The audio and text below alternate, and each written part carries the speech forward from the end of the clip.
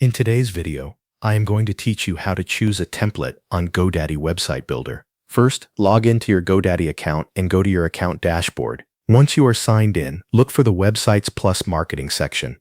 This is where you can manage your website builder projects. If you are starting a new website on the free plan, click Create Website. GoDaddy may ask you to enter your business name and choose a website category. Fill in that information if it appears, then continue to the next screen. After that, you will be taken to the area where you can browse available website templates and themes. Take your time here and look through the options that GoDaddy provides.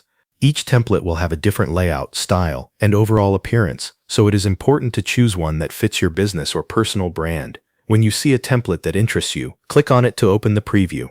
This will let you see how the design looks before you apply it to your website. Continue previewing different templates until you find the one you want to use. This is helpful because it allows you to compare styles and choose the layout that best matches your needs.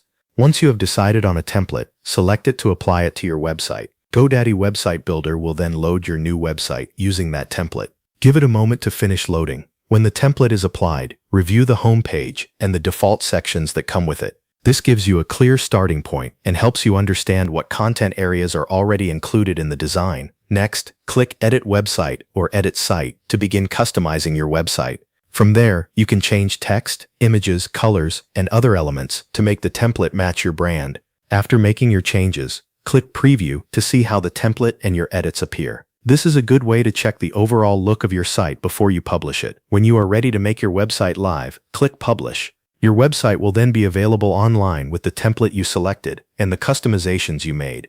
That covers everything you need to know. Thanks for watching.